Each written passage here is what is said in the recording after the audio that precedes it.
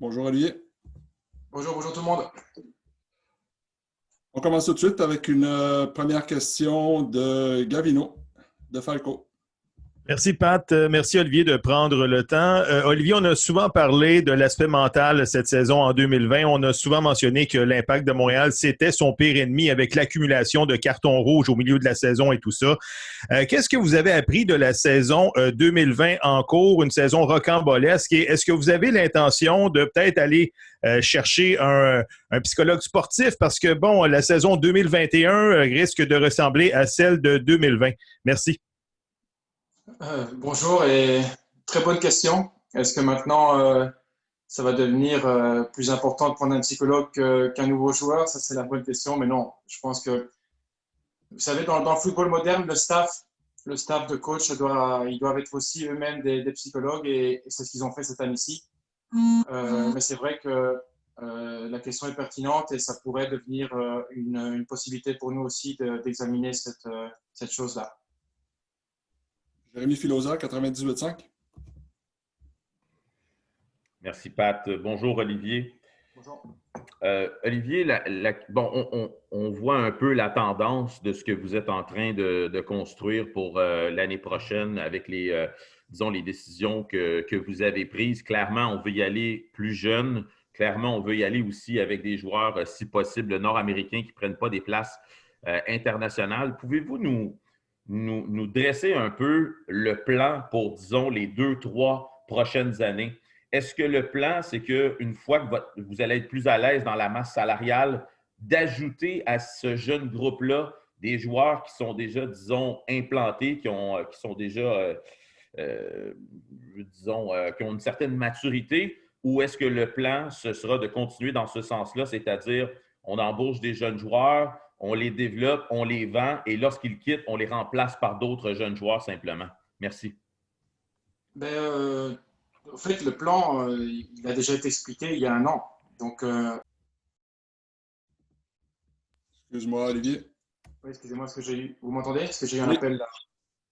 Je dis le plan, il a été expliqué il y a un an. Maintenant, la différence pour vous, c'est que, évidemment, dans les faits, ça se voit un petit peu ce que j'avais déclaré il y a un an, aussi à l'arrivée de Thierry Henry et ce que le président Kevin Gilmour avait expliqué aussi. Donc maintenant, c'est vrai que dans les faits, il y a beaucoup de différences dans la moyenne d'âge dans l'équipe. Il y a encore évidemment de la place et des nouveaux joueurs qui vont arriver. Est-ce que ça va être encore des jeunes ou des un petit peu plus vieux? Ça va dépendre des profils. Mais moi, ce que j'ai besoin aussi, et je crois que je l'ai déjà déclaré, c'est de la personnalité. Donc, la personnalité sur le terrain, un joueur de 22-23 ans peut avoir énormément de personnalité et un joueur de 32-33 ans avoir très peu de personnalité. Donc, l'expérience d'une carrière ne veut pas dire personnalité. Dans ce groupe, il manque de personnalité. Quand on parle de leader, ça n'a rien à voir avec l'âge, je l'ai déjà dit aussi, c'est ça. Donc, dans le futur, oui, on construit un maximum maintenant avec des joueurs locaux, je vais dire, au niveau des places internationales. Mais nous avons des places internationales disponibles et on va les remplir dans les prochaines acquisitions. Je pense que la prochaine question est de Raphaël Doucet du 91.9. Raphaël, c'est bien toi? Oui, salut Patrick. Bonjour Olivier, merci pour votre temps. Durant la saison morte, est-ce que vous êtes capable d'identifier peut-être une ou deux priorités par rapport à l'effectif? La priorité, c'est général. La priorité, c'est de s'améliorer. Je sais que tout le monde attend un grand buteur ou des joueurs offensifs, mais quand on regarde les statistiques de cette année-ci, les problèmes de l'Impact de Montréal n'étaient pas forcément offensivement. Donc, moi, je regarde globalement l'équipe. Je regarde avec le coach quel style de joueur il a besoin. Mais il n'y a pas forcément oui, il y a des recherches par rapport à des positions spécifiques, mais ça, on va garder en interne. Mais oui, le but, c'est qu'en général, l'osmose totale de l'équipe soit meilleure. Frédéric Guay, TVA Sport. Oui, pour faire suite, bonjour Olivier, pour faire suite à ce que vous dites, effectivement, peut-être que les gens s'attendent parce qu'on l'a vu en série qu'un joueur désigné vraiment qui coûte cher peut faire toute la différence. Est-ce que les gens doivent comprendre aujourd'hui que financièrement, vous avez pas les moyens d'aller vous chercher un Zelarayan, par exemple? Est-ce qu'on comprend que vous devrez encore une fois faire des acrobaties financières pour l'année prochaine? Non, pas spécialement. C'est pas une question de budget le budget va rester plus ou moins le même de chaque année. Après, c'est une question de comment dépenser le budget. On peut très bien dépenser pour un joueur qui vient gratuitement plusieurs millions de dollars en salaire et pour d'autres, dépenser un peu d'argent en transfert et un peu moins en salaire. Mais normalement, la masse salariale devrait plus ou moins être la même ou je veux dire, le chiffre de dépenses sera plus ou moins équivalent aux années précédentes. Donc, moi, ça sera en fonction du marché. Et bien sûr, comme vous commencez à me comprendre, c'est surtout aussi des joueurs qui sont pas en fin de carrière. Et après, ça peut être un joueur de 27, 28 ans avec un nom peut-être. Mais comme je l'ai dit, l'important, c'est de renforcer l'équipe. Et puis, on verra au moment opportun de quelle opportunité nous avons pour prendre X ou Y. Michel Lamarche, de la presse canadienne. Bonjour Olivier, tu m'entends bien? Oui, oui, parfait. Olivier, un petit peu plus tôt aujourd'hui, vous avez annoncé aux joueurs de l'année, Rommel et Louis Binks, 2 acquisitions en début de mandat de ton côté. Particulièrement dans le cas de Rommel, j'aimerais que tu reviennes un peu là-dessus. Qu'est-ce qui t'a amené? Comment vous avez flairé que ce joueur-là pourrait vous donner ce qu'il vous a donné cette année? Ben, c'est assez simple. Moi, en arrivant ici, ben, comme vous le savez, moi, je ne viens pas du milieu MLS, donc j'ai un bras droit qui est très important pour moi, qui est Vassili. Et j'avais demandé aussi à Vassili, en arrivant, quel joueur de la Ligue pourrait être éventuellement intéressant pour nous en fonction de certaines situations. Et Vassili m'avait fait le nom de plusieurs joueurs. J'ai regardé ces joueurs et Romel Kyoto était un joueur qui, par rapport à ses caractéristiques, m'a frappé dans le bon sens, en étant persuadé qu'il pouvait nous apporter beaucoup de choses. Et après, avec l'opportunité avec Houston qui s'est présenté dans les problèmes qu'il avait là-bas, ben, je crois que ça a été pour nous un échange où on voulait vraiment directement le faire et à la longue, ça nous a apporté, ça nous a apporté raison. À dire Raphaël maintenant. Merci Pat. Bonjour Olivier. Vous avez parlé, on parle souvent des transactions, des joueurs qui arrivent, ainsi de suite. J'aimerais un peu parler de départ. Vous avez parlé, vous êtes séparé de Safir Taider, par exemple. Est-ce qu'il peut y avoir d'autres départs dans les prochains jours? C'est vrai qu'on dépend, ça dépend toujours des offres, mais est-ce que vous envisagez des départs aussi? Il faut toujours envisager des départs et c'est pour ça qu'un directeur sportif doit être prêt pour toutes les positions. Vous savez, quand un agent me téléphone, ou essaie de savoir quelle position nous recherchons, ben, je suis assez clair, je regarde toutes les positions. Parce que dans le football, tu dois être prêt à avoir un choix 2, un choix 3, même un choix 5, un 5e choix, pardon, dans la situation où tu as une offre importante qui arrive pour un de tes joueurs que tu pensais peut-être ne pas vendre, mais puis si tu as une offre qui arrive, tu dois être capable de pouvoir réagir. Donc, comme je l'avais déclaré lors de ma dernière conférence de presse, tous les joueurs de l'Impact de Montréal sont à vendre. Donc, à n'importe quel moment, si quelqu'un vient vers moi, ça ne veut pas dire qu'ils doivent partir, hein, c'est pas ça. Mais entre l'offre et la demande, on se posera toujours les questions. Et puis, en discutant avec le coach aussi, on sait qu'il y a des joueurs qui sont plus importants que d'autres. Mais après, si on a un remplaçant en tête qui pour nous peut faire le job aussi, ben, on fera l'échange. In English now, Doug Gallivan from CBC Sports. Hi, Olivier. Thank you for taking the time today. Thanks, Pat. For setting this up. My question is, what was the thing this season that you were happiest with from seeing from your team? And on the other side of that, what was your biggest disappointment with what you saw from the team this year? Well, the positive thing was the fighting spirit that we had the last match. The last match maybe was the more difficult game for everybody. You need to know that more than 1 month ago, nobody wanted to go to play this game. And when I saw after the game the fighting spirit that we had against Olympia, that was for me with many young guys. I know that many people spoke that we missed on that time important player, but we don't lose the qualification for that Bojan was not there or another player for me was the fact that we didn't train for 14 days. Otherwise, I think that we can make another result. But the positive thing for me was the last match about the mentality of the team, and it is what I want for the future. The more difficult was maybe the decision when I took the decision to stay in New York after the losing game against Orlando. I took the decision for the club with the coach, and I know that for the player was not so positive thing to her that nobody go to the family, and I know that was a difficult day for everybody, but end of the story, we play a good game against DC, and that was for me the good choice, but difficult choice at that time. Gemma Carson-Smith, Canadian Press. Hi, Olivier. I'm wondering if you can evaluate for us Thierry's first year as manager. I am very happy with Thierry for many things. The relation that I know him from before, but now we make many days, many months together with the team and with him. We spoke many hours about football. And the more important thing for me is the work that he's doing with young kids, and the progress that Louis Binks made this year. That was Mr. Nobody. I saw him play with the under-23 from Tottenham, but he never played with big guys, against big guys. In this league, it's not easy for him, but he learned a lot. The progression of Zach Bourguiard also, the progression of Amar Sejic. And I am sure that in the future he will continue this job with the young player. It's not finished. We need to improve many things, but Thierry is 200% in the project with me, and I'm happy with that. Tom Bogert now from MLSsoccer.com. Hey Olivier, thanks for taking the time. With your trade for Georgi Mihailovic, you guys spent a lot of GAM. I guess what's the strategy behind acquiring young players for that amount of money?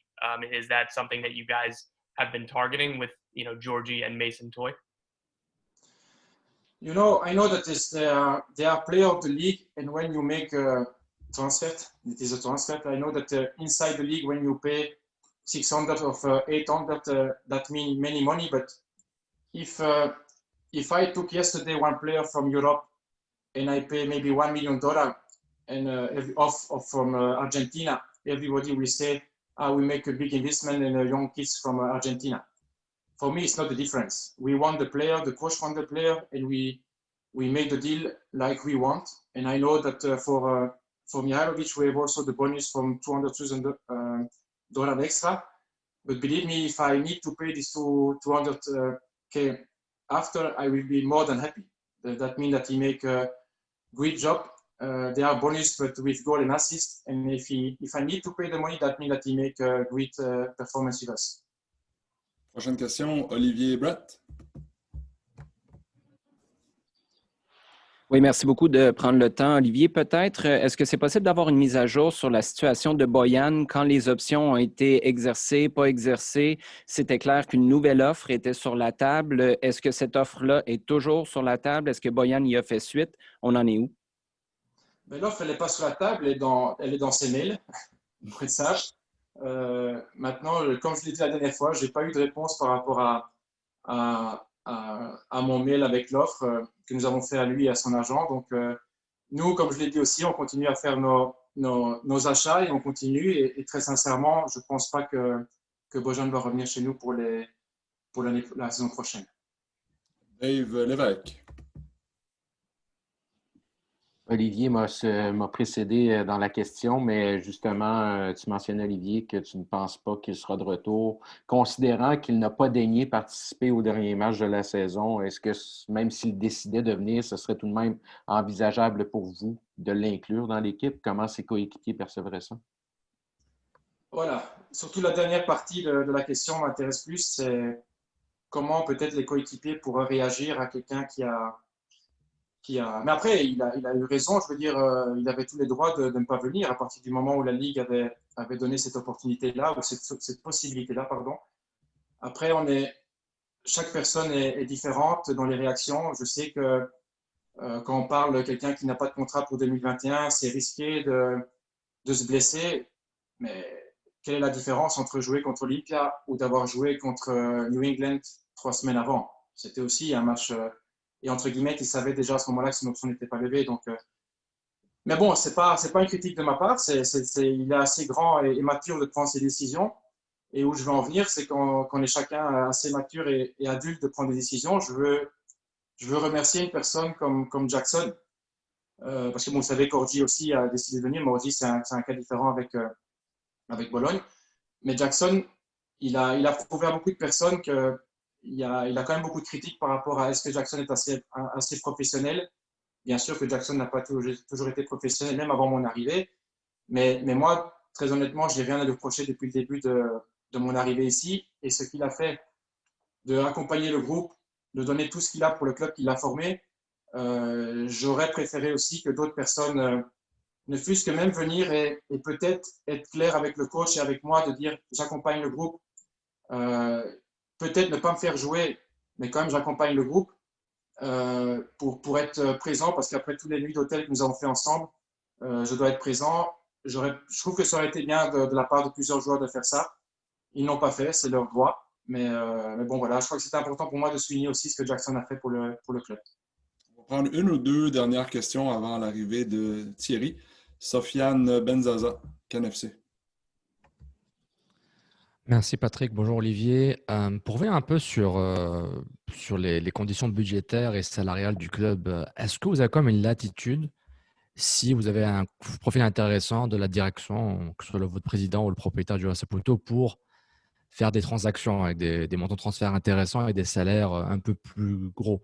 Est-ce que vous avez cette latitude s'il y a des bons coups à faire, ou est-ce que c'est vraiment le budget est là, puis vous connaissez déjà vos paramètres en termes de transfert et de salaire? Mais au niveau budget et espace, tout va dépendre un petit peu de ces fameux joueurs TAM et de ces fameux joueurs DP. Donc, à partir du moment où tu prends un DP, tu ne vas en prendre que un, parce qu'il va rentrer avec 612 000 sur le cap, et puis tout le reste, ça sera de la poche du propriétaire, mais ça sera pour un one-shot, ça sera pour un joueur. Donc, la bonne question, oui, évidemment, il y a eu le départ de Safir Taider, et c'est ça que j'avais essayé d'expliquer le dernier Zoom, conférence, c'était de voir, nous, en voulant renforcer l'équipe, est-ce que le but est de prendre un bon joueur ou essayer de prendre plusieurs bons joueurs en les faisant rentrer dans le système TAM. Donc, le système TAM, ça peut te permettre d'élargir les achats. Et ça peut être plusieurs joueurs dans les dépenses, je ne parle pas du style, mais dans les dépenses comme nous avons fait avec Mihailovic, et qui pour nous va apporter quelque chose. Si plusieurs joueurs arrivent dans ce style de qualité, ça va augmenter le niveau de l'équipe. Donc je sais que parfois un joueur peut faire la différence. Après, il faut voir la vision du club. Donc nous avons déjà, c'est normal aussi dans ma position, d'identifier des joueurs. J'espère que dans les prochains jours et semaines, ça pourra se concrétiser. Mais normalement, on est parti pour faire 3-4 joueurs dans les prochaines semaines. Et est-ce qu'il va y avoir un gros joueur là-dedans? Je ne sais pas vous répondre à l'heure actuelle. And the last one with Olivier is from Michael McCall, AFTN. Bonjour, Olivier. Just when you look at where this team sits just now to where it sits a year ago, what growth have you seen in the last year? Are you happy with that growth? And what are your key targets looking forward now for the next couple of weeks? But it's very difficult to explain the difference between before and now. This year was a special year with all what you know and what happens with the COVID situation. But the more important thing for me is what we say 1 year ago with the age of the team. We want more young player, and that's what we try to do and we want to do for the future also. We change. What we say 12 months ago happens now, and that means that we are not speaking for nothing. But I know that we need to change many things also, quality of player, mentality of player, few players. But I am I'm satisfied with what I saw this year, and I repeat, it was a special year for everybody. Merci beaucoup, Olivier, pour ton temps aujourd'hui. Merci à vous. Bonne continuation. Merci.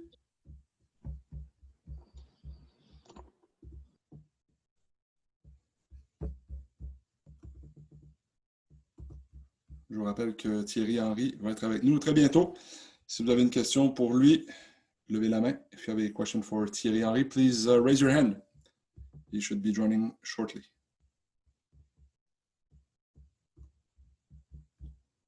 Je pense que Thierry s'installe à l'instant. Oui, je suis là. Bonjour Thierry. Bonjour.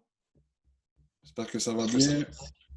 On a déjà quelques questions pour toi. OK. Frédéric Guay, TVA Sport, pour commencer. Bonjour Thierry. On a l'impression qu'en 2020, l'Impact s'est un peu présenté à un concours de tir au fusil avec un couteau. Et malgré tout, vous êtes allé quand même chercher beaucoup de résultats. Et là, au cours des derniers matchs, au cours des derniers jours, des nouvelles acquisitions, on sent que ça bouge. On sent qu'il y a un certain, je ne veux pas dire de façon péjorative, mais ménage qui a été fait.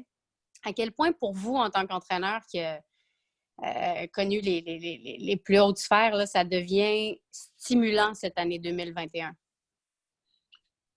Déjà, j'espère que ça ne peut pas être pire. Non, mais quelque part, c'est vrai que si on retourne sur l'année qui est bientôt finie, ça a été vraiment long. On ne va pas retourner sur tout ce qui s'est passé. Tout le monde est au courant. Maintenant, est-ce qu'on est satisfait de la saison? Le mot satisfait, c'est un bien grand mot. Non.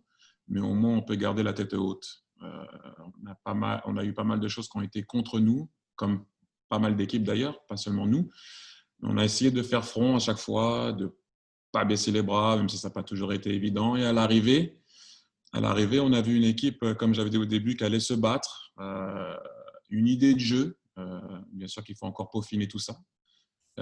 Mais oui, c'est vrai qu'on essaye de recruter des joueurs qui vont un peu dans le registre de ce qu'on veut faire. Pas mal de jeunes, comme vous pouvez le voir.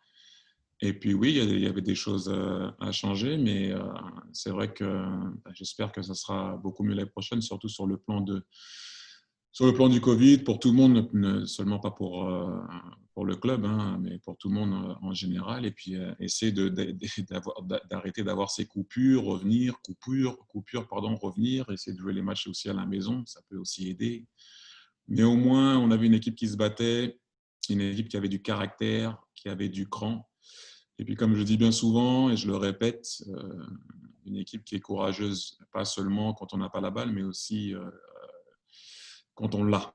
Essayer de jouer, de demander la balle, peu importe le match, peu importe la situation, le score, essayer d'être courageux dans les deux sens du terme. Philippe Asselin, maintenant, de QMI.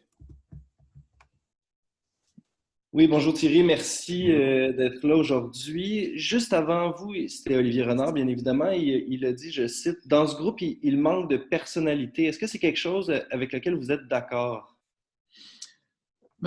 Le manque de personnalité se crée. Vous savez, il y en a qui l'ont à la base et il y en a qui deviennent des personnalités. Je pense que Sam a grandi, par exemple, cette année, dans ce registre. Il parle un peu plus à l'entraînement, il n'a pas peur d'affronter les joueurs, de dire ce qu'il y a à dire, et je pense que c'est important aussi. Le fait d'avoir connu cette situation où on devait passer sur les 4-5 derniers matchs en play-off, ça crée aussi quelque chose. Bon, on n'a pas pu reverser la situation contre Olympia, même si on n'était pas loin, mais il faut du temps, ça ne se fait pas comme ça. Il y en a qui sont comme ça à la base, et on essaye de trouver ça aussi. C'est important d'avoir des joueurs de caractère. Ce n'est pas l'âge qui fait ça souvent, mais ça s'apprend. Par exemple, Sam a énormément appris là-dessus. Victor a énormément apporté aussi là-dessus. Donc oui, quelque part, Olivier a raison, mais nous, on travaille avec le staff pour ça. Prochaine question, Jérémy Filosa, 98.5. Merci, Pat. Bonjour, Thierry. Bonjour. Je voudrais commencer par vous remercier pour cette saison parce que je pense qu'on reconnaît tous que s'il y a une personne dans cette organisation pour qui ça a été plus difficile, qui a fait plus de sacrifices, c'est bien vous. Donc, merci d'avoir passé au travers. C'est très apprécié. Merci. Thierry, lorsque vous êtes arrivé ici, bien sûr, vous aviez un objectif en tête, continuer à grandir dans ce rôle d'entraîneur. Et cette année, les défis ont été, disons, plus grands que dans une saison normale. Est-ce que vous vous voyez continuer dans ce type de situation-là pour votre bien, pour votre famille et tout ça? Ou est-ce que la situation compliquée comme elle est présentement vraiment vous place dans une position désavantageuse? Merci. Ouais. Jérémy, déjà, merci. Merci pour ce que tu as dit. Mais quelque part, non, tu veux pas que ça continue comme ça parce que pour personne, c'est agréable. Avec ce qui s'est passé avec la pandémie, ça continue, il faut refermer, ça réouvert, ça referme, on ne sait pas ce qui se passe, passer les vacances, Noël, pour tout le monde. Pour tout le monde, c'est difficile. Donc, ça a été difficile pour mon staff, ça a été difficile pour les joueurs, ça a été difficile pour vous, parce que je pense que vous voulez voir les matchs, vous voulez être proche de l'équipe, vous voulez savoir ce qui se passe, et de temps en temps, ce n'était pas toujours évident. Mais j'ai beaucoup appris. Il y a un truc qui est super important pour moi et pour le staff, Jérémy, c'est que quand je vois l'éclosion d'un Sedic qui peut-être l'année dernière a joué une fois titulaire et pas beaucoup de matchs, quand je vois la progression d'un Sam Piet qui a enfin marqué un but et qui, si tu regardes bien, a souvent des actions, à part le match contre Olympia où je vais demander de jouer différemment, mais il a des actions de but. Louis Bing, c'était sa première année. Zach Breguillard, vraiment sa première année où il est titulaire. Clément Diop, c'est sa première année où il est titulaire. Romel Kyoto, c'est la première fois, je pense, qu'il joue autant avançant, donc il a dû apprendre aussi. Donc, sur le plan sportif et au niveau d'être un coach, j'ai appris avec eux, j'ai souffert avec eux, ça a été difficile avec eux. Mais c'est sûr que dans l'absolu ou dans un monde idéal, personne n'a envie que 2021 soit pareil que 2020, que ce soit sur un plan professionnel ou sur un plan personnel. Donc voilà, ça n'a pas été évident. J'aimerais dire aussi que j'ai eu énormément d'aide. Il y a des gens qui travaillent dans l'ombre dans ce club qui sont vraiment extraordinaires. Daniel Pozzi, Franco, son assistant, tout le staff médical qui a vraiment lutté cette année de par ce que vous pouvez savoir avec les tests et pas les tests, revenir, être la bulle, pas la bulle. Vassili, Olivier, tout le monde au camp d'entraînement, tout le monde a vraiment été extraordinaire pour m'aider, mon staff. Rémi, Will, Pat, Kwame, tous, préparateurs physiques. Vous savez comment c'est dur de préparer quand vous ne savez pas ce qui se passe. Jules a dû faire, notre préparateur physique, l'impossible. C'est-à-dire de préparer quelque chose sans savoir les dates. C'est vraiment difficile. Vraiment, vraiment difficile. Il y a Max qui devait aussi analyser des équipes sans savoir quand est-ce qu'on allait jouer, contre qui, à quel moment, quand est-ce que ça va reprendre. Donc non, j'espère que ça ne va pas être comme ça l'année prochaine, mais si ça doit recommencer, eh ben, on sera prêt. In English, Mo Khan, TSN 690. Good morning, Coach. First off, happy holidays for your family and all the best for the new year. Coach, you've been on the job for 1 year now. What did you learn about yourself that will make you a better manager for 2021? Well, it's not that I learn about it. Is, when you leave, something is different than when you hear about it, right? And so, as a player, I could have told you that emotionally the game is tough. But as a coach, I saw it even more this year. Obviously, even more so with what's been happening this year. I think emotionally, everyone found it really tough this year. But on a personal point of view, at a job level, obviously, me being a coach, the mental health of the player, the integrity, the physical integrity of the player, it's beyond everything that you can think of. We always talk about results. We always talk about them performing. We always talk about them not being good, not fighting enough. And rightly so, that's the way I am. And I will always call it if someone doesn't do it the right way, especially for the team, right? But you have to understand that players are human beings. And even more so, I knew that before, don't get me wrong, but even more so that came out this year, because it was very challenging on that aspect. So I learned a lot about that being a coach is a tough job, and it was a tough job this year. I don't want to go into details of what happened and so on, but that's what I learned the most, that I knew it before, but I can definitely say it for sure now. You know, the emotional part of the game, the mental part of the game, those guys, they need to be fresh there to be able to perform. So that's why every time after some games, I don't know if you understood what I meant, but I was saying that I can only admire those guys for what they tried to do at times. And I know it wasn't enough at times. And I know they didn't perform well all the time. But what we had to deal with was very difficult. And to be honest, they tried to do it to the T and battle all the way. And that's the part that I knew of it, but I mean, I'm even more sure of it now. Doug Gillivan, CBC Sports. Thanks, Pat. Hi, Thierry. Thanks for taking the time today. I'd just like to ask, you know, you were just following on your last answer. People handle adversity in different ways. Sometimes you learn a lot about people when they go through adversity. So I just was wondering if you could give us a couple examples of certain players on your team who maybe showed you something that changed your evaluation of them, either on or off the pitch, in a positive sense. Well, a lot, in all fairness. You know, I challenged Louis Binks all season. Sometimes he did answer, sometimes he didn't answer. But overall, you have to understand that was the first time that he was playing against men. He used to play on the 18 level, on the 19, again, 19-year-old, 18-year-old. And I will say that he answered the call very, very well. But as a coach, I'm always going to push him to his limits because that's what you do. Amar Sejdic, I pushed him also. I battled with him also all year to make sure that he was going to understand what was at stake and what he wants to do. Can he go in the national team? Does he want to go in the national team? He needs to work hard. So that's what he did. So a lot of players, not only those guys, you know, but, you know, Sam Piet, Clément Diop responded well. You know, it's just the fact that for me that they came to battle all the time.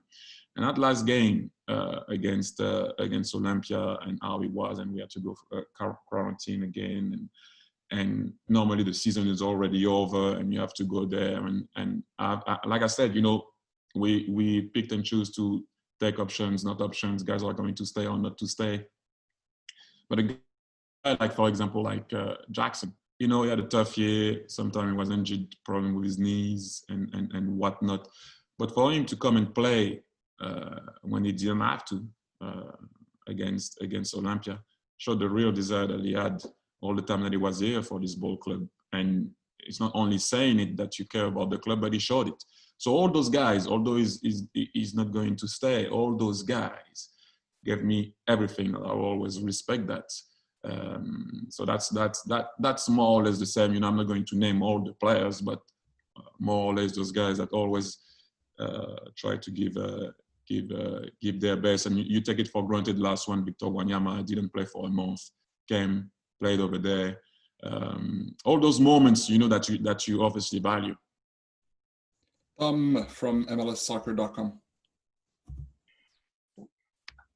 Hey, Thierry, thanks for taking the time. Just wanted to talk about the Djordje Mihailovic trade. What did you see in him as a player, and what are you most looking forward to, I guess, with working with him, and how do you see him in the team? Listen, we all know that he had a very important injury not that long ago. He came back strong. He was on the national team recently. That's the type of player that we're looking for. Good ability on the ball, left foot, right foot. He can score goals, give assists.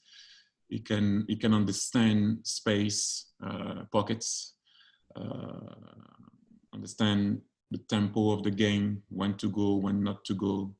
So that's the type of player that we are looking for. It does make sense. He's young, and so, you know, it was a no-brainer for us to make that move. Now he needs to come here and perform. I know he's a guy from Illinois, from Chicago. It's going to be the first time he's going to leave his home. That's something also you guys need to take in consideration. It's not always easy to leave a place where you're from and go somewhere else, but we will help him to adapt and understand what we want to do here. C'est Michel Lamarche de la presse canadienne. Bonjour Thierry, on va reparler en français. Bonjour, j'espère que vous allez bien ce matin. Oui, ça va. Thierry, dans une de vos réponses en anglais, là, vous avez On parlait de l'esprit de bataille, bagarreur, comme vous avez vu sur le terrain. Vous avez servi un peu des félicitations à Anthony Jackson-Hamel, entre autres, le fait que ça soit présenté au match. Puis je ne peux pas m'empêcher de me poser la question au sujet de Boyan, puis des sentiments que vous avez pu ressentir de ne pas pouvoir compter sur lui contre Olympia. J'ai aucun problème avec personne. Vous savez, il y a des règles qui sont faites dans cette ligue qui font que les joueurs ont le choix. Donc, je respecte le choix des gens. J'ai fait des choix dans ma carrière qui n'étaient pas toujours corrects, des fois qui étaient corrects, peu importe. Quand tu as le choix, tu as le choix. Je respecte tout le monde. Comme j'ai dit, quand on est parti à Olympia, je parlerai des joueurs qui sont là. Donc voilà, il y a des choses, bien sûr, qui se passent de temps en temps. On ne peut pas gérer, malheureusement, dans cette ligue. Je reviens encore là-dessus, mais c'est vrai, il y a des règles qui font que le joueur a le choix. Il y a des joueurs qui ont opté de venir, il y a des joueurs qui ont opté de ne pas venir parce que c'est leur choix. Donc voilà, j'ai toujours un énorme respect pour Bojan, ça ne change rien pour moi. Vu que tant que moi, on ne respecte pas les règles, il n'y a pas de problème. Vu que c'est une règle et c'est leur droit d'avoir le choix de venir, c'est comme ça. On va prendre 2-3 dernières questions avec Thierry avant l'arrivée des quelques joueurs qui seront ici. Raphaël Doucet, 91.9 Sport. Allô Thierry, merci pour votre temps. Romel Kyoto, MVP de la saison. Louis Binks, joueur défensif de l'année. Peut-être un petit peu parler des deux, à quel point ils ont été importants pour vous. Là, ils ont vraiment été importants. Romel, écoutez, on m'avait parlé de Romel en tant que joueur difficile à gérer. J'ai vraiment pas vu ça. J'aime les joueurs avec du caractère, même s'il aurait pu s'abstenir contre Philadelphie. Mais j'aime les joueurs avec du caractère. C'est toujours plus facile d'essayer d'arrêter un joueur au niveau du caractère plutôt que d'essayer d'en donner un à un joueur du caractère, je parle bien sûr. Donc, il nous a aidé énormément. Personne ne pensait qu'il allait faire ce qu'il a fait, même si c'est vrai qu'il a eu des bonnes saisons à Houston auparavant, mais là, on l'a utilisé la plupart du temps en avançant, donc c'est amplement mérité. Il a vraiment été bon.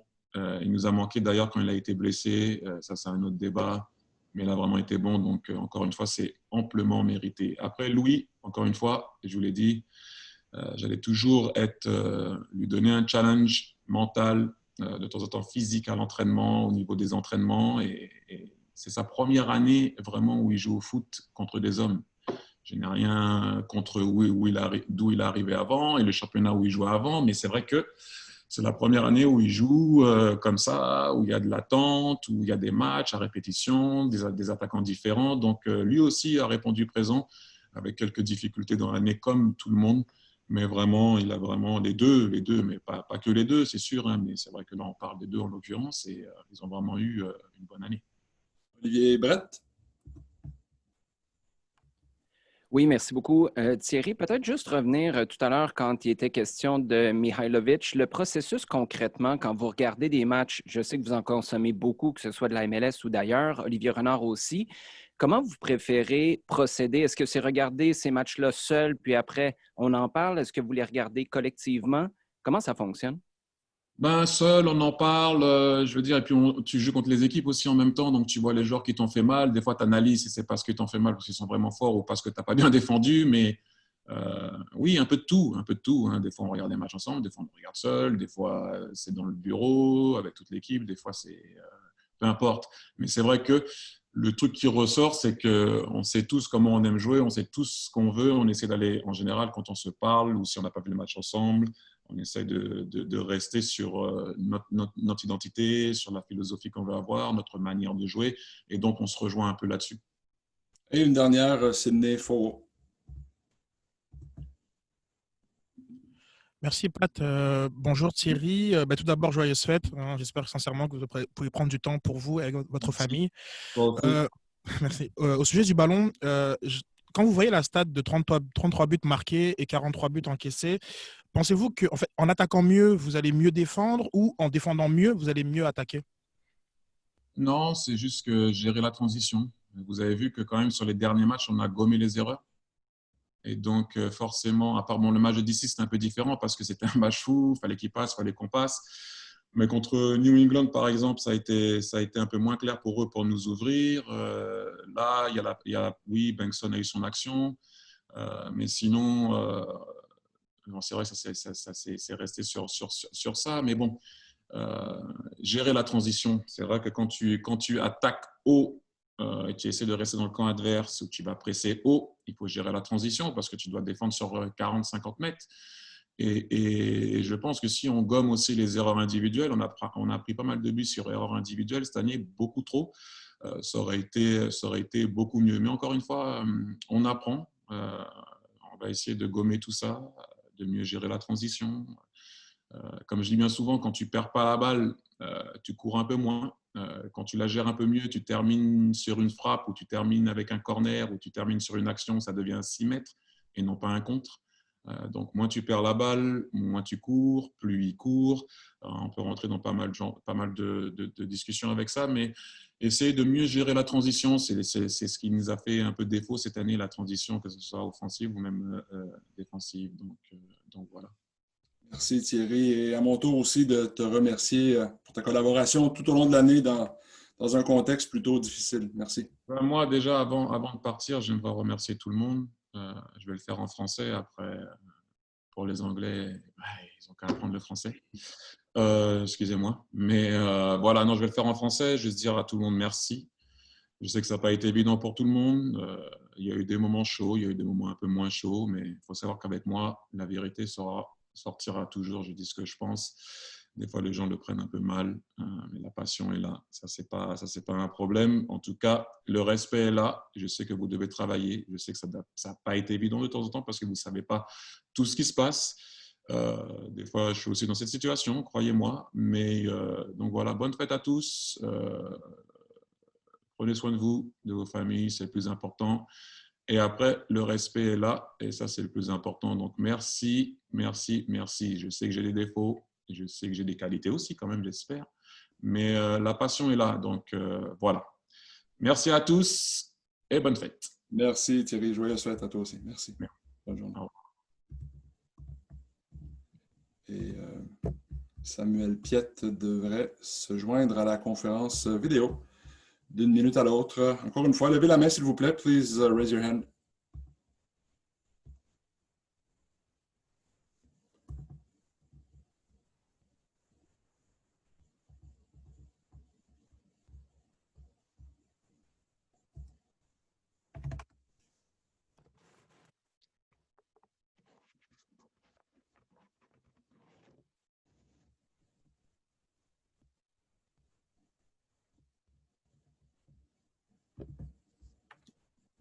Bonjour Sam. Salut Pat. On a déjà quelques questions pour toi, évidemment. La première, Olivier Tremblay, Radio-Canada. Salut Sam, j'espère que ta famille ça va bien aussi. Écoute, ce qui se dégage des discussions avec Olivier, avec Thierry, tout ça, on dirait que le staff a amené beaucoup de joueurs cette année peut-être à faire quelque chose de différent, à réinterpréter certaines choses qu'ils font sur le terrain. Ton cas a été cité. Ils sont très contents, évidemment, que tu aies marqué ton premier but, tu es impliqué dans des actions de but. Quel genre de dynamique est-ce que ça a créé dans le groupe pendant cette saison 2020-là, que certains joueurs soient amenés à faire des choses différentes auxquelles ils n'étaient pas nécessairement habitués, puis que ça leur sourit aussi?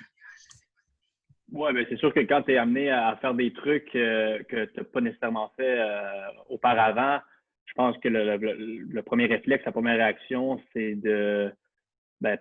d'avoir quelques questionnements, je pense. Mais je pense qu'il n'y a pas meilleure personne pour répondre à ces questions-là, surtout au niveau technique et tactique qu'un gars comme Thierry Henry. Donc, on était rassurés assez rapidement, surtout qu'on a cette relation avec lui où on est capable de parler de tout et de rien, qu'on a l'impression parfois que c'est quelqu'un qui fait partie de l'équipe en tant que joueur, étant donné qu'il participe aux entraînements avec nous et tout ça, puis avec son expérience qui est évidente. Mais je pense que aussi la manière dont on a joué cette année sous des conditions, évidemment un peu anormales, nous a fait en sorte qu'on a dû s'adapter. Puis je pense aussi au niveau tactique sur le terrain, on a utilisé des formations où jamais j'avais joué auparavant, que ce soit à 4 au milieu de terrain avec la boîte. Ou parfois, je me suis retrouvé plus haut sur le terrain, parfois plus bas. Même chose pour Amar. Donc, je pense que c'est ça. La première réaction est un peu, pas effrayante, mais quelques questionnements. Puis au final, quand tu réalises qu'on te met une certaine position, une nouvelle position, c'est parce que tu es capable d'apporter quelque chose de bon, que le staff voit en toi que tu es capable d'apporter ce que eux recherchent. Donc, tu sais toujours qu'il y a une bonne raison derrière ça. Puis au final, après certaines discussions, puis aussi après l'avoir vécu, que ce soit durant les entraînements, mais surtout dans les matchs, bien, tu réalises que tu es peut-être pas à la bonne place, mais que tu es capable d'apporter quelque chose. Puis ça, c'est évidemment, ça confirme beaucoup de choses. Michel Lamarche. Bonjour Sam, j'espère que tu vas bien. Vous êtes content de te voir. Écoute, Olivier, Thierry ont beaucoup parlé de l'esprit battant au sein de l'équipe cette année. Comment tu as vu avancer ça, toi, cet esprit-là, en tant que joueur sur le terrain? Tu es capable de raconter ça un peu? Je pense que c'est une des choses qui était un peu non négociable dans notre vestiaire, l'attitude qu'on devait avoir cette année. Encore une fois, je reviens, puis je vais sûrement le mentionner plusieurs fois avec les conditions qui étaient particulières cette année, qui n'étaient pas évidentes pour tout le monde. Je pense qu'on n'avait pas le choix de se battre. Puis c'est quelque chose qu'on s'était dit aussi au début de l'année, qui était une des choses qu'on voulait avoir sur le terrain, que c'était pas, on pouvait pas trouver d'excuses pour pas se battre sur le terrain, peu importe les circonstances. Puis je pense que la plupart des matchs, on s'est présenté, on s'est battu, oui, sur une saison comme celle-là. Bon, on a joué 23 matchs cette année. Il y a toujours des moments où tu te bats peut-être un peu moins, mais je pense qu'en général, c'est quelque chose qu'on voulait toujours retrouver à chaque match. Puis je pense que le staff est content de ça. En tout cas, moi, personnellement, en tant que joueur qui mouille le maillot le plus possible à chaque match, j'ai retrouvé ça chez mes coéquipiers. Puis au final, c'est un peu la seule chose que tu peux demander parce qu'il va toujours avoir des erreurs. On l'a vu cette année, on a commis quelques erreurs, plusieurs erreurs même qui nous ont coûté cher. Mais au final, quand les gars se battent, c'est dur de demander plus. Et Filosa.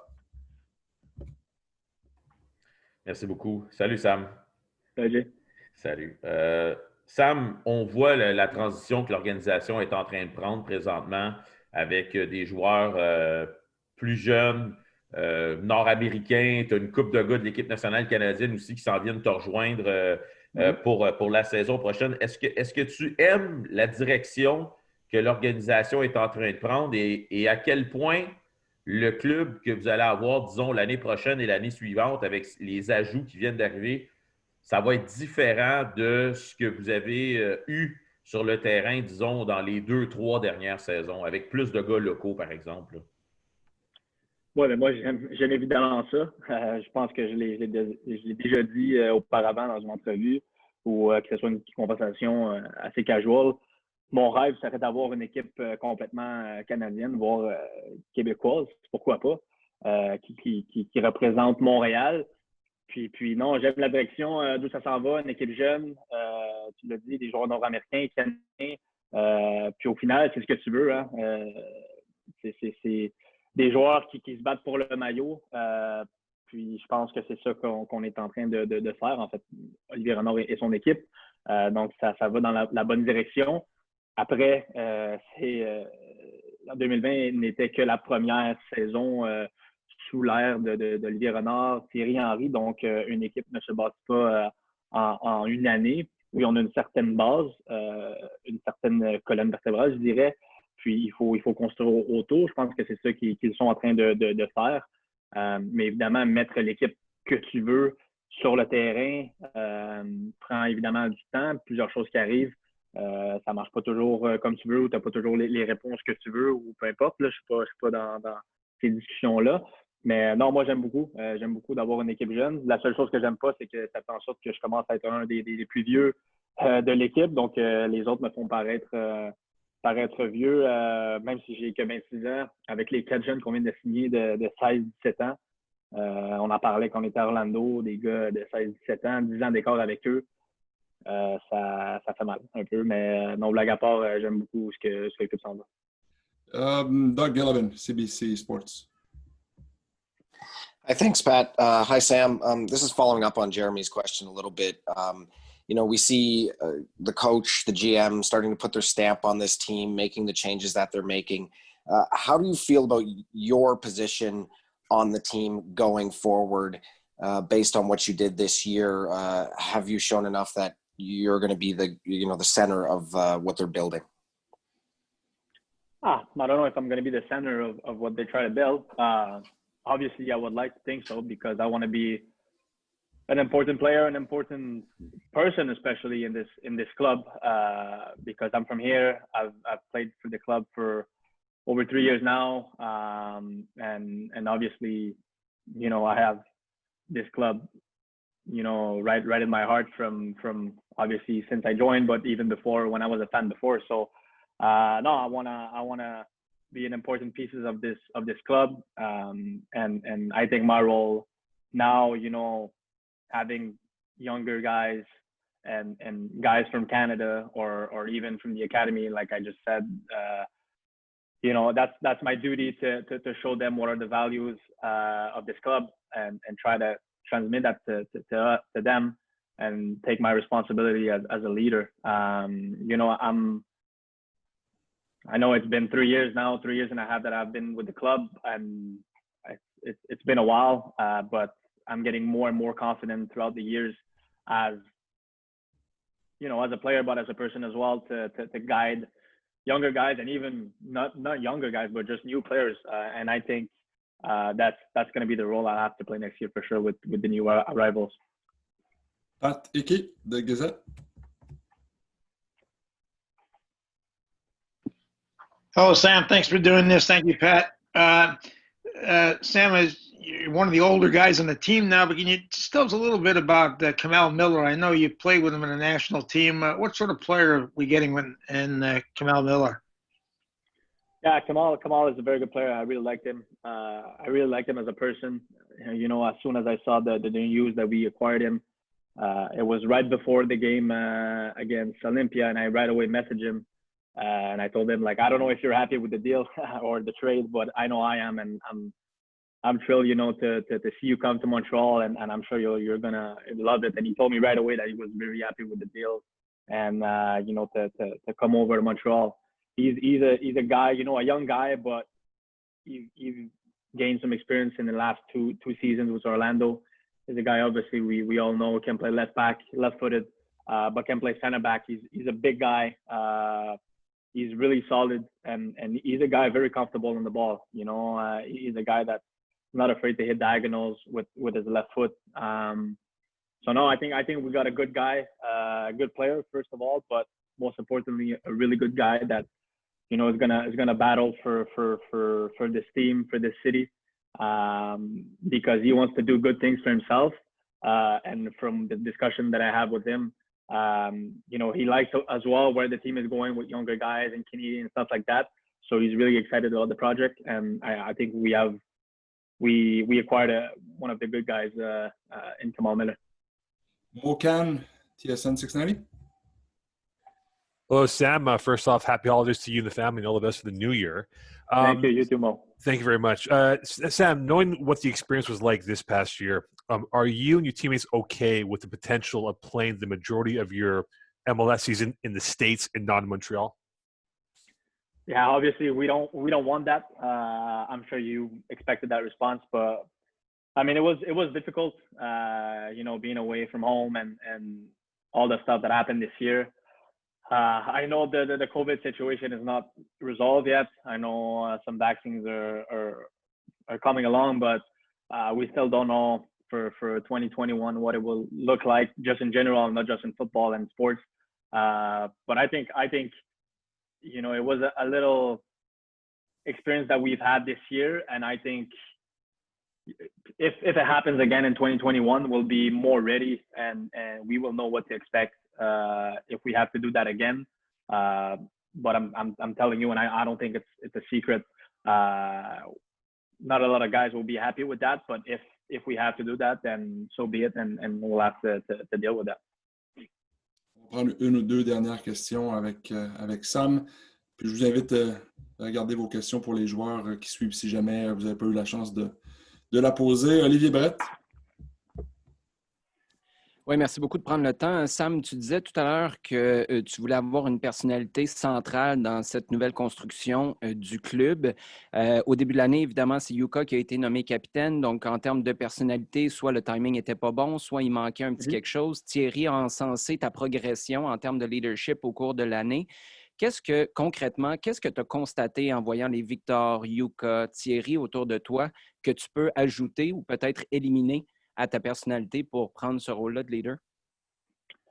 Je pense qu'une de mes lacunes, puis c'est en tant que personne, je suis quelqu'un qui aime pas blesser les gens, qui n'est pas nécessairement dur avec les gens, qui est capable de mettre un peu de côté les choses moins bonnes qui sont faites, par exemple, durant l'entraînement, durant un match, de dire, au lieu de dire les vraies choses, puis d'être dur avec la personne, de dire hey, regarde, c'est pas grave, la prochaine. Puis je pense que ça, c'est quelque chose que je dois améliorer, de ne pas avoir peur justement de dire les vraies choses, de ne pas avoir peur d'être critique, puis d'être dur envers les autres, parce que je pense que je le suis envers moi en premier lieu. Puis je pense que c'est hyper important de l'être. Tu ne peux pas l'être envers les autres si tu ne l'es pas envers toi-même. Ça, je l'ai pour moi-même. Mais c'est de ne pas avoir peur, justement, de prendre ma place puis de dire que certaines choses, j'aime pas ou que certaines choses sont pas correctes, que ce soit au niveau tactique, technique, peu importe, de prendre cette place-là. À la base, comme je dis, je suis pas quelqu'un de méchant, mais d'être capable d'un peu faire la division de, bon, ben OK, maintenant, c'est business, c'est sur le terrain, puis il n'y a pas peur de dire les vraies choses. Puis peu importe ce que tu dis, ça ne sera pas retenu contre toi après quand on va aller manger ensemble, toute l'équipe, tous les autres joueurs, puis de dire, ou d'avoir peur que les gens disent ah ouais, Sam, il m'a dit que j'étais sur un mauvais jour aujourd'hui, excusez le mot, c'est un enculé, il n'est pas. Tu sais, je ne sais pas si tu comprends où je m'en vais avec ça, mais c'est ça, de ne pas avoir peur de dire les vraies choses, puis de ne pas avoir peur de ce qui va suivre, puis justement de faire cette séparation-là entre ce qui est soccer, business et amitié et tout ça. Là. Une dernière, Frédéric Guay, TVA Sport. Oui, salut Sam. Joyeuse fête avec ta petite famille, effectivement. Dis-moi, tout à l'heure, Olivier Renard nous a dit qu'il y a à peu près un mois, vous ne vouliez pas disputer, la plupart des joueurs, si ce n'est la majorité, ne voulaient pas disputer le match contre Olympia. On peut comprendre l'état d'esprit à ce moment-là, mais justement, peut-être dans l'optique que tu dis de leadership et de tout, qu'est-ce qui s'est passé pour que vous offriez finalement vraiment une belle performance quand même inspirée là, avec les armes que vous aviez? Qui a pris le rôle de leader? Qui a convaincu les autres? Comment ça s'est déroulé? Bien, en fait, je pense tout simplement que, bon, la première chose qui s'est passée, puis qui n'est pas un secret, là, tous les joueurs qui étaient présents, à part mon bon ami Anthony Jackson-Hamel, sont sous contrat l'an prochain. Donc, c'est sûr de dire, bon, ben, il y a certains joueurs qui étaient garantis, oui, certains joueurs que leur option a été prise. Donc, de dire, bon, mais le club fait la faveur, en guillemets, si je peux dire ça, de prendre mon option.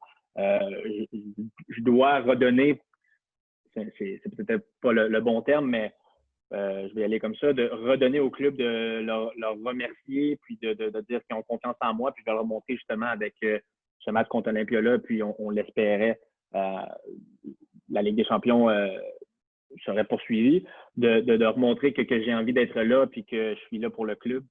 Parce que le club a été là pour moi en prenant mon option. Puis aussi, je pense qu'on s'est tous dit que, bon, ben, on n'a pas le choix de la Ligue des champions, puis tant qu'à être là, ben, on va y aller au maximum, puis on va en profiter. Puis dès le premier jour à l'entraînement, une semaine, évidemment avec la quarantaine qu'on a eue après le match contre New England, à 14 jours, on n'a pu que s'entraîner 7-8 jours avant le match. Puis dès le premier jour, j'ai senti que tout le monde était content d'être là. On n'a pas eu de meeting, de réunions entre nous les joueurs pour se dire, bon, ben, on doit mettre un masque puis faire à semblant qu'on est content. C'est vraiment naturel pour tout le monde. Est-ce que c'est parce qu'on savait que la fin, entre guillemets, approchait puis que c'était le dernier sprint avant justement les vacances puis qu'on savait qu'on pouvait accomplir de bonnes choses, que c'était 3 matchs qu'on pouvait devenir champion de la CONCACAF, peut-être. Mais non, je ne sais pas, l'ambiance était très, très bonne. J'ai senti que les joueurs avaient envie d'être là. Puis au final, c'est ce que le club recherche, c'est ce que aussi nous, les joueurs, on veut avoir sur le terrain. Comme je l'ai dit en début de la conférence, les joueurs qui sont prêts à se battre pour le maillot, le club. Puis je pense qu'on a retrouvé ça dans le dernier match contre Olympia.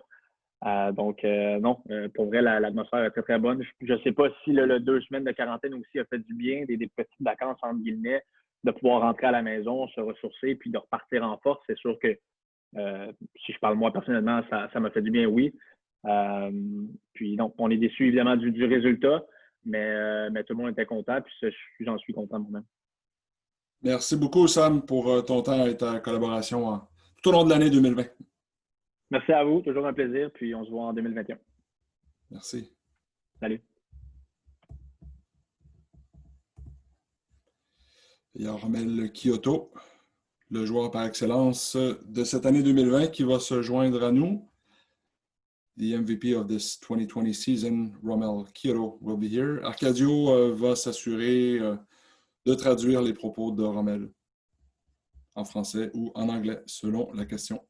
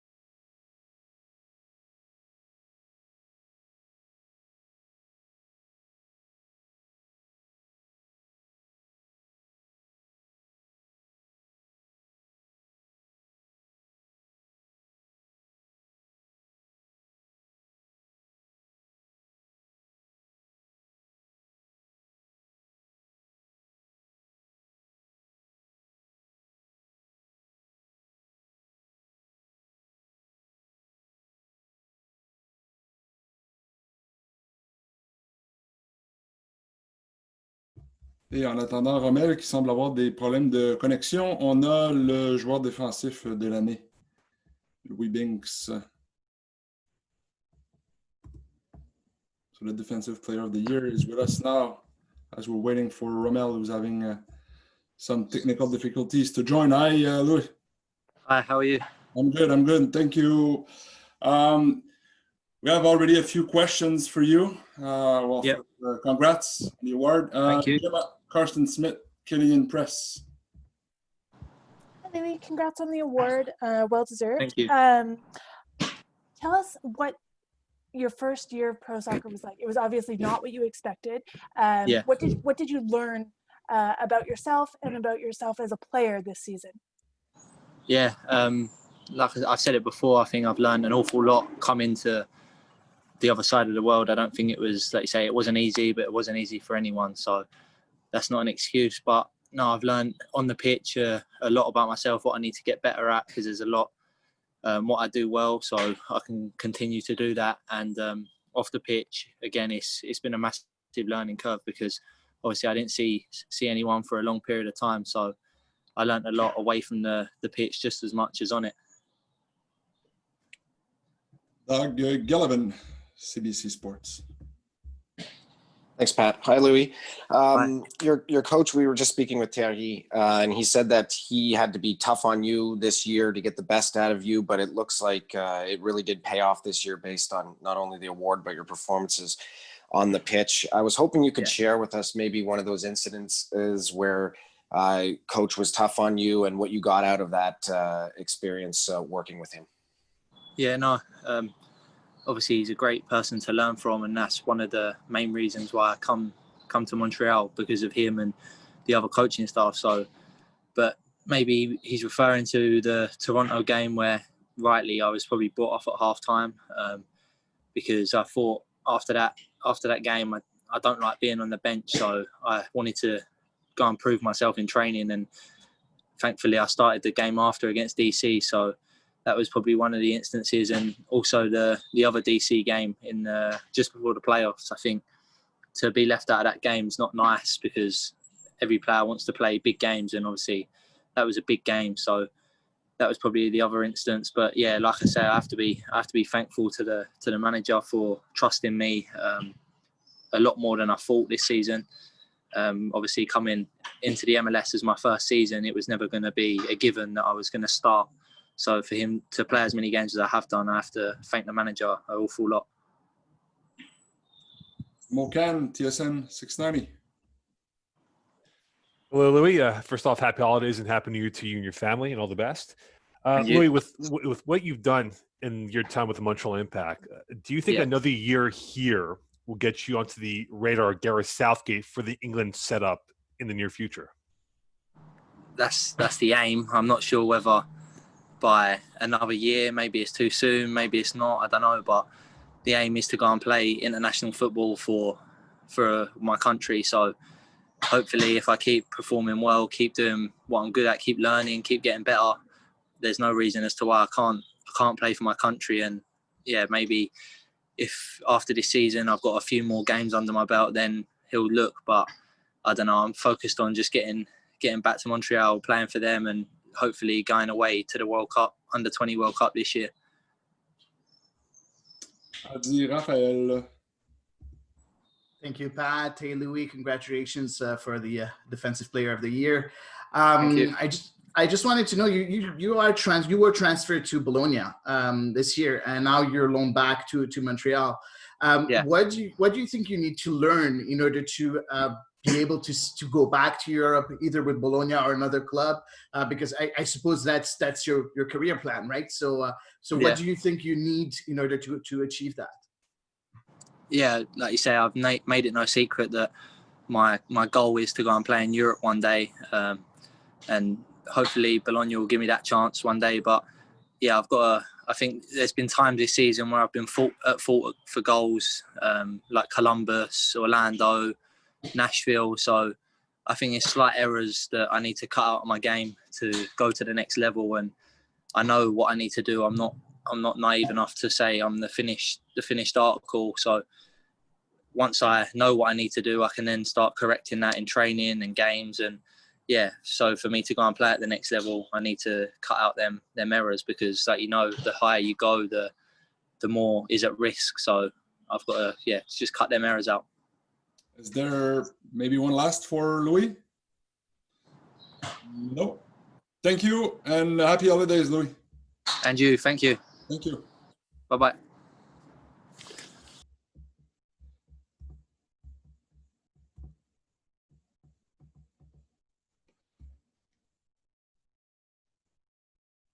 And Yuka Raitala is already here, the 2020 team captain. So he's going to be joining right now. Yuka va se joindre à nous à l'instant, le capitaine de cette saison 2020.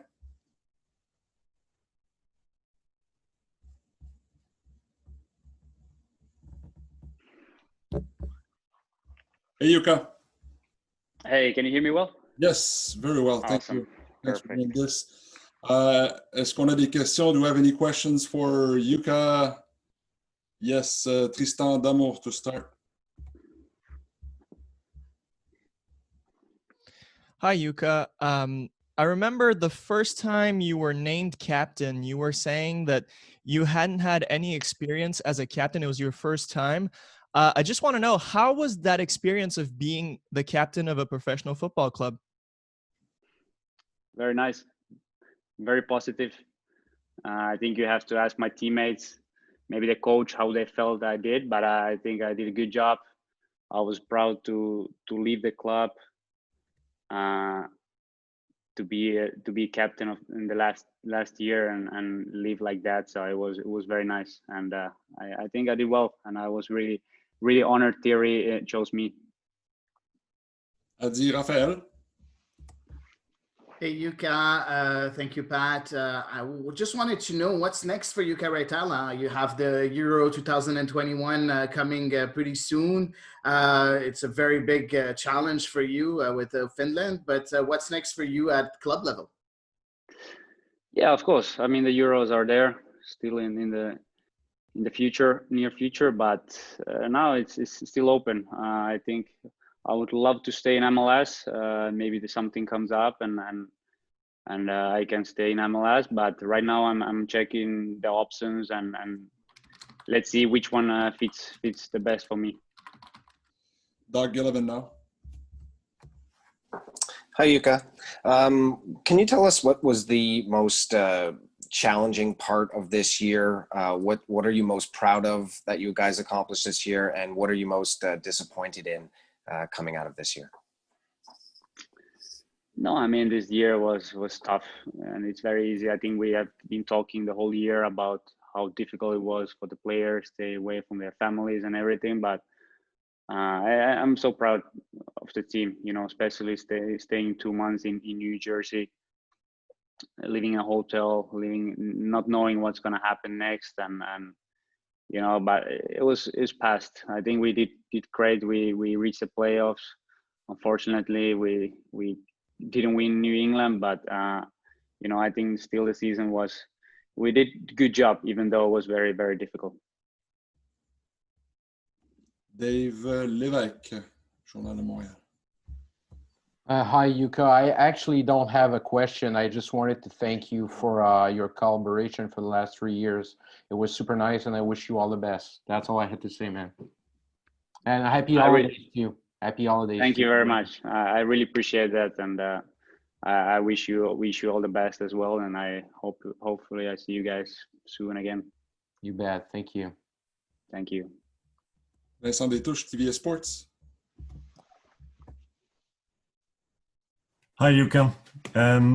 Obviously, the club hasn't picked up your option, but you're still there. You're here today, and it says a lot about you. Thank you for that. But how do you feel about the whole thing? I guess you are asking about the option. Yeah, no, I didn't have any option, to be honest. It was my contract was running out, and the club didn't show any signs that they wanted to keep me. So that's sometimes how it works in this level. And you know, I've been professional 12, 13 years. I know what the business is, and you know, it was good time in Montreal. I really enjoyed. My family had good time. I would have liked to stay, but you know, now I'm looking forward to and focus on my future. And I think that was the last question for you. Thank you very much for doing this, Jukka, today. Thanks, guys. Thank you.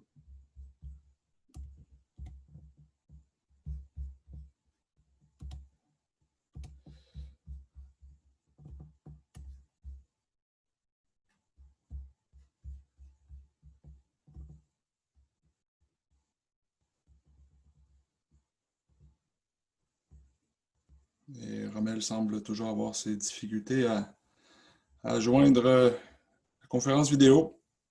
Je vous tiens au courant.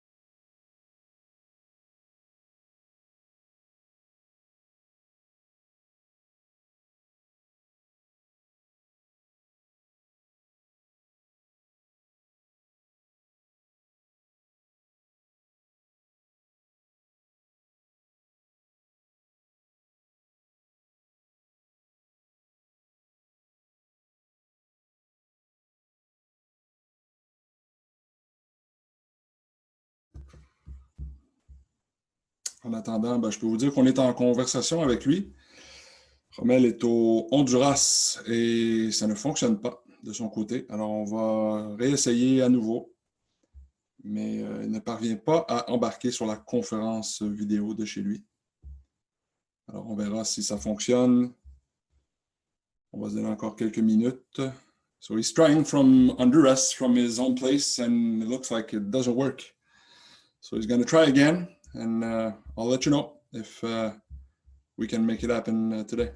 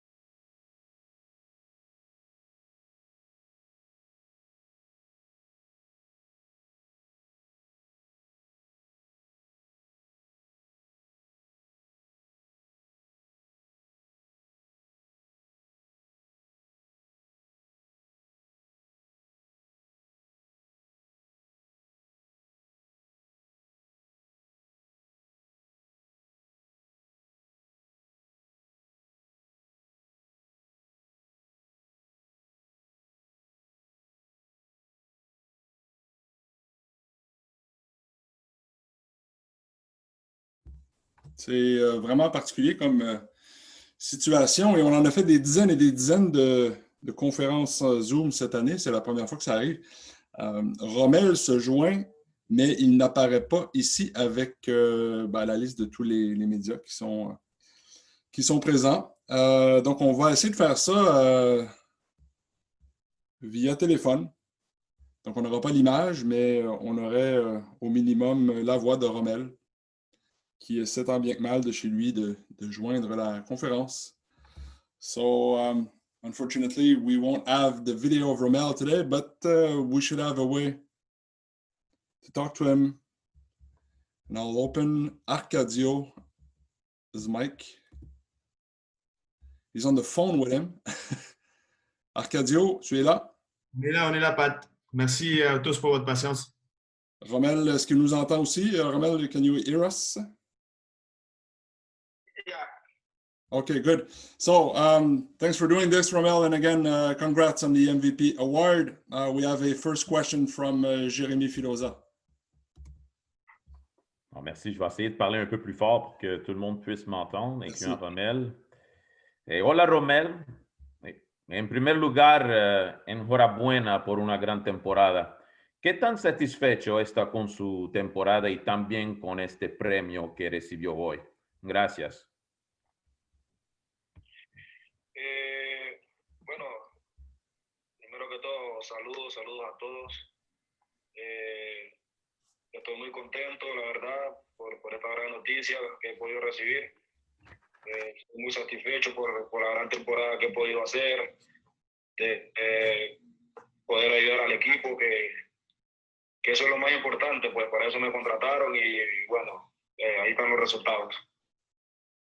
Tout d'abord, la question de Jérémy était si Romel était satisfait de sa saison et de son titre de joueur le plus utile. Romel a répondu tout d'abord bonjour à toutes et à tous. Je suis très satisfait de ma saison, surtout d'avoir pu aider l'équipe à bien performer. C'était le plus important, c'est le plus important, c'est ce pourquoi on est allé me chercher et c'est ce qui me rend le plus satisfait de cette saison. Doug Gillivan, CBC Sports. Hola, Romel. Cuando llegaste a Montreal, los periodistas eran típicos. ¿Qué se siente al demostrar que todos están equivocados?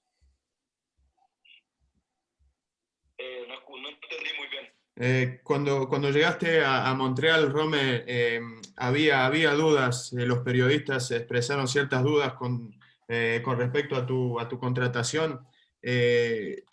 ¿Cómo te sientes? ¿Sientes que los has hecho equivocar con tu desempeño? Bueno, yo pienso de que cada quien tiene su punto de vista, pues, para ver las cosas. Y bueno, si ellos lo vieron así en su principio, pues bueno, yo no puedo decir nada. Ellos habían escuchado cosas de mí, habían visto, pero no me conocían, pues, como jugador, como lo que yo soy dentro de la cancha, que es lo más importante. Y bueno, yo lo he demostrado con trabajo y es lo único que puedo decir, pues, que el trabajo es el que premia y ahí está. Doug's question was that when he arrived to Montreal, some media members kind of doubt him or doubted his signing, and if he was happy to have proved them wrong this season. Romel mentioned that each one is entitled to his own point of view. He doesn't have really to comment that or to say anything about it. He was very happy that he was able to prove who he was on the pitch, which is the most important thing. And through his hard work and dedication this year, he was able to do so. Gemma from the Canadian Press. Hi, Romel. It was obviously a tough year for everyone. I'm wondering what you learned about yourself, both personally and professionally, through everything that you've been through on and off the field this year. Fue un año muy difícil, obviamente. ¿Qué aprendiste este año, tanto en lo personal como en lo profesional, fuera y dentro de la cancha? Bueno, sí, pues un año muy difícil para todos, pero me ha dejado muchas enseñanzas. He podido aprender muchas cosas, pude llegar a una nueva ciudad, a un nuevo club y me enfoqué, que eso fue lo más importante y creo que eso fue lo que más me ayudó. Romel mentioned that it's obviously been a hard year for everyone, not only within the club, but for everybody. He says that he learned a lot through the year. Obviously, at first through arriving into a new city, a new environment, a new club. And it's only through his hard work that this season was a success for him. So that's his main takeout of the year, that You know, hard work pays. Alberto Mora, Radio Sports. Thank you, Pat. Hola, Arcadio. La pregunta para Romel. Primero, felicitaciones por ese premio. Y segundo, ¿es la mejor temporada en cuanto a lo profesional, la jugada aquí en Montreal? ¿Y cómo ha recibido ese apoyo del público en una temporada tan atípica, teniendo en cuenta la pandemia y demás, Romel? Sí, una grandiosa temporada para mí. Creo que la mejor en toda mi carrera. Y bueno, he podido el apoyo de todo prácticamente, que también pues es algo que uno necesita en estos momentos difíciles. Por ahí pues no jugar en nuestro estadio con nuestra gente, que por ahí es lo que uno quiere, pero bueno, siempre se sintió pues ese cariño, ese respeto hacia mi persona desde el primer día que llegué a Montréal. La question de Beto était, tout d'abord, félicitations Romel pour ta grande saison. C'est probablement la meilleure de ta part là, jusqu'ici en club. Comment as-tu senti l'appui des fans et l'amour d'un nouveau public dans un contexte aussi compliqué que celui de 2020? Et Romel lui a répondu que oui, il considère que c'est la meilleure saison de sa carrière. Il est très heureux. Il dit que malgré le fait de ne pas avoir pu jouer au stade très souvent avec des supporters, de ne pas avoir pu sentir l'appui des fans comme on le sent habituellement, ça a été très difficile, ça a été très particulier, mais malgré tout, il a quand même tout au long de la saison senti l'appui du public montréalais, senti un amour et un respect qui l'ont aidé vraiment à traverser une année très difficile au-delà du sportif. And I think we have one last from Gavino, EMFC Radio. Thank you, Pat. Hola, Romel. Romel, gracias por todos. Romel, serás uno de los veteranos del equipo en el próximo año. ¿Cómo ves tu rol en 2021? Gracias. Bueno, todavía estoy joven. Y bueno, quiero seguir ayudando al equipo, quiero que juntos pues podamos lograr muchas cosas. Todavía pues queda mucho camino, queda muchas cosas por seguir trabajando, por seguir aprendiendo. Creo de que este es un gran club y pues por ende pues merece todo lo mejor de mí. La question de Gavino était tu seras un des vétérans de l'équipe en 2021. Comment vois-tu ton rôle l'année prochaine? La réponse de Romel, c'est tout d'abord, je suis encore très jeune, évidemment, un peu à la blague, mais oui, sérieusement. Et aussi qu'il veut continuer à continuer d'aider ce groupe, de prêcher par l'exemple avec le travail, comme il le mentionne si souvent. Parce qu'il considère que Montréal, c'est un grand club, c'est un club qui mérite le meilleur de tout un chacun dans ce vestiaire-là, en commençant par lui-même. Je pense qu'on n'a pas d'autres questions. No more questions for Romel. Thank you very much. Gracias, Romel. Gracias. Thank you. Salut. Merci tout le monde. Encore une fois, désolé pour le petit contretemps comme ça technologique du Honduras. C'est des choses qui arrivent en 2020.